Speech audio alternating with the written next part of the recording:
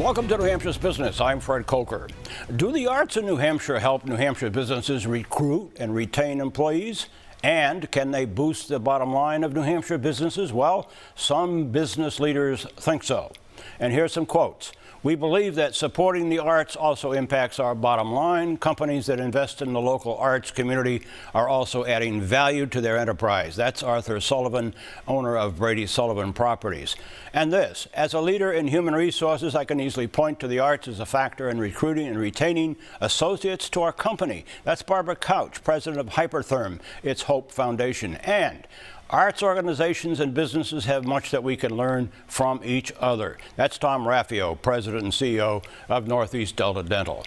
With me in the studio is Tricia Sohl, who's executive director of the New Hampshire Business Committee on the Arts. So prior to this was development director or manager at the Currier Museum here in Manchester, and also she had a gallery in Concord, and before that she was in the life insurance and mutual fund business. Welcome. Nice to have you here. Glad to be here. Tricia, let me ask you,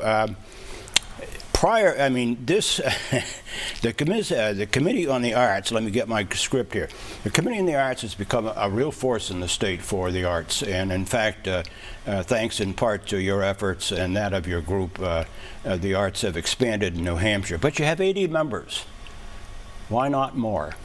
Well, we would love to have more, Fred. I'm sure you would. Here's your pitch. Well, any membership organization, of course, faces struggles with attracting and retaining members. Right. The members that we have been long-time members, and we're grateful for their support. We're proud of the fact that many of the members are, yes, they're large businesses, but we also have small enterprises. Yeah.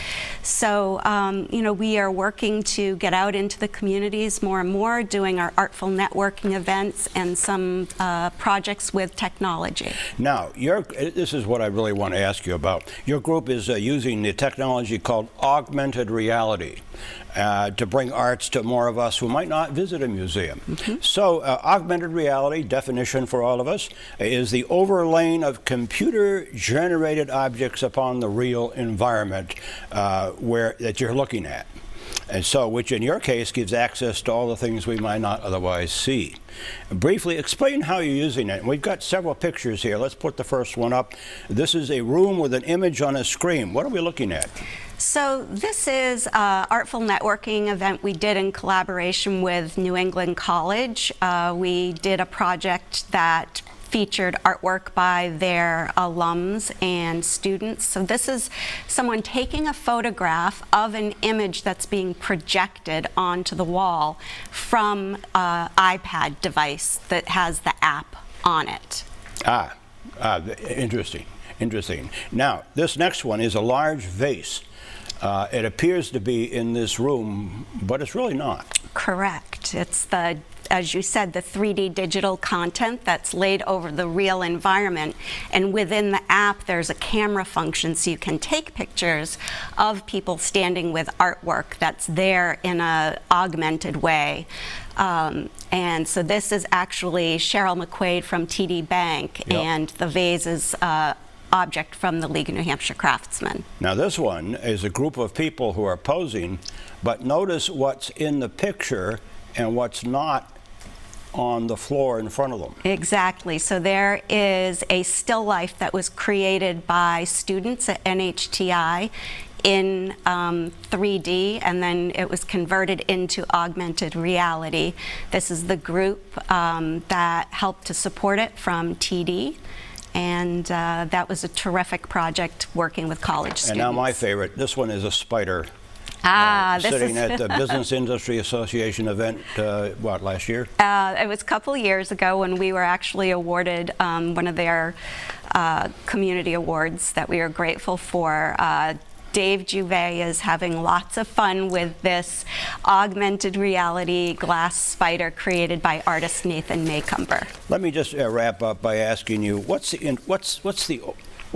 the paths of business and art cross, briefly?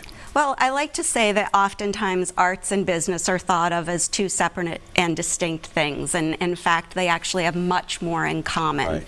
So artists are the original entrepreneurs. They have to be very entrepreneurial and business-minded to be successful.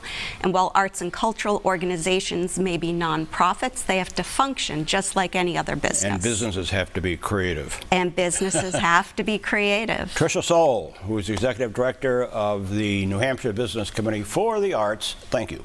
Thank you. And if you missed part of this interesting briefing on art and business, you can go to WMUR.com, where it'll be posted all this week.